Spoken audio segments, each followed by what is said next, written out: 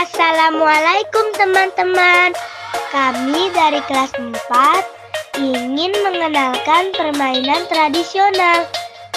Simak terus ya videonya sampai akhir.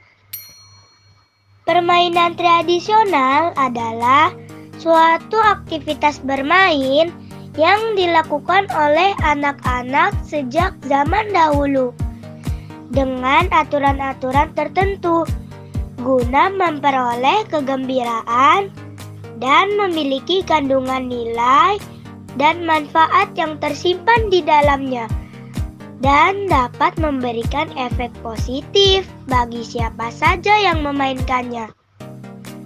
Ada apa saja ya permainan tradisional? Yuk kita lihat. Nah, sebelum bermain, biasanya kami melakukan hompimpa atau gambreng terlebih dahulu.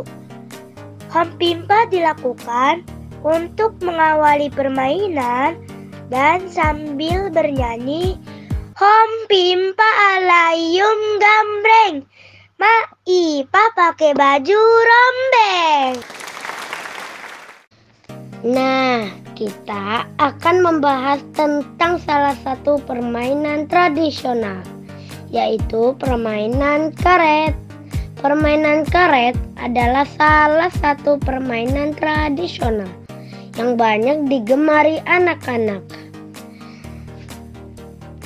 Tali yang digunakan untuk bermain biasanya menggunakan karet yang disambung satu persatu sehingga menjadi panjang.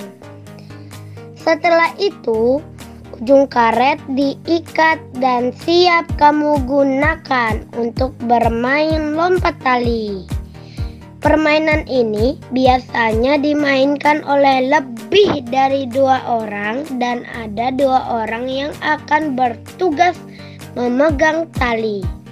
Namun, jika tidak ada yang ingin memegang tali, bisa diikatkan pada tiang atau pohon. Cara bermainnya gampang kok. Tali ditaruh mulai dari paling bawah, lalu lompat dan seterusnya hingga tali sampai ditaruh di atas kepala.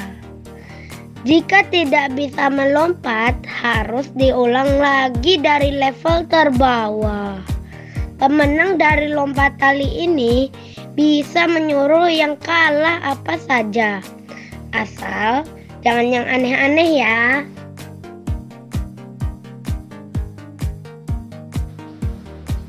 Permainan congklak. Congklak sudah dikenal hampir di seluruh wilayah Indonesia toppers. Congklak dimainkan menggunakan cangkang kerang yang juga disebut biji congklak dan papan congklak yang memiliki 16 lubang. Permainan ini hanya bisa dimainkan oleh 2 orang saja. Total keseluruhan biji congklak ada 98 buah yang nanti akan diisi pada lubang papan congklak. Tentukan siapa yang akan jalan duluan dengan suit. Yang menang akan mengambil semua biji pada satu lubang dan mengisi lubang papan satu persatu dari kiri ke kanan sampai biji habis, dan ambil lagi biji dari tempat terakhir menaruh biji. Begitu seterusnya sampai ada yang memiliki jumlah biji terbanyak dan dialah yang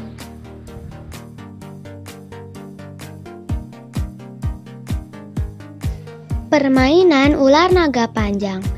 Zaman dulu, permainan ini sangat populer di kalangan anak-anak. Biasanya, mereka akan berkumpul di lapangan dan akan semakin seru jika dimainkan ramai-ramai. Permainan ini bisa dimainkan lebih dari 7 orang. Cara bermainnya mudah. Pertama, tentukan 2 orang siapa yang menjadi penjaganya. Sisanya berjalan melewati penjaga. Agar permainan lebih adil, tentukan penjaga dengan cara hompimpa. Setelah penjaga sudah ditentukan, maka sisa orangnya harus berbaris dan menaruh tangan di pundak teman yang di depannya. Setelah itu, melingkar melewati penjaga sambil menyanyikan lagu ular naga panjangnya sampai selesai. Ketika nyanyian sudah selesai, saatnya penjaga menangkap 1 orang. 1 orang yang tertangkap harus keluar dari barisan. Permainan rangku alu. Permainan rangku alu merupakan salah satu macam permainan tradisional dan juga tarian dari Manggarai, Flores, Nusa Tenggara Timur. Rangku alu biasanya dimainkan sebagai syukuran dan ekspresi rasa bahagia untuk merayakan hasil panen pertanian dan perkebunan. Bermain rangku alu membutuhkan 4 orang untuk memegang 4 tongkat bambu yang masing-masing memiliki panjang 2 meter. Memakai tongkat berbentuk palang dan menggerak-geraknya, sementara tugas pemainnya harus melompat-lompati kotak-kotak bambu yang terbentuk dari gerakan buka tutup tanpa terjepit bambu itu sendiri. Dalam permainan ini perlu fokus untuk mensinkronisasi gerak kaki dan gerak bambu. Jika tidak bisa fokus, nantinya kaki pemain akan terjepit bambu, bahkan bisa terpleset. Permainan rangku alu tidak hanya dimainkan oleh anak-anak, permainan ini juga bisa dimainkan oleh seluruh kalangan usia. Biasanya rangku alu dimainkan di tanah lapang yang keras dan tidak berumput, untuk menghindari pemain agar tidak terpleset.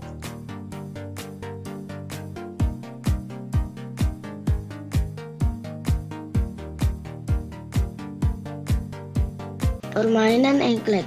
Permainan engklek adalah permainan yang tersebar hingga ke berbagai daerah. Sebutannya berbeda-beda di setiap daerah, namun aturan dan cara memainkannya masih tetap sama. Permainan ini cocok untuk perempuan maupun laki-laki. Bahkan 2 orang saja sudah cukup untuk memainkannya. Sedangkan jumlah maksimal pemain itu hanya 5 orang saja. Pertama-tama kamu gambar kotak-kotak di lantai menggunakan kapur. Kemudian setiap pemain akan melompatinya dengan hanya menggunakan 1 kaki. Pemain yang jatuh atau menyentuh garis kotak harus keluar dari permainan atau kalah, kemudian tim atau pemain yang lain melanjutkan bagiannya. Permainan lompat tali. Lompat tali adalah sebuah permainan di mana 1 orang atau lebih melompati sebuah tali yang dikibas-kibaskan, sehingga gibasan tali tersebut melintasi bagian bawah kaki mereka dan atas kepala mereka. Oke deh, cukup sekian informasi tentang permainan tradisional. Sepertinya seru dan menarik ya.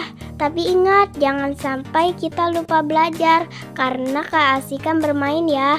Terima kasih sudah menonton hingga akhir. Semoga bermanfaat. Wassalamualaikum warahmatullahi wabarakatuh.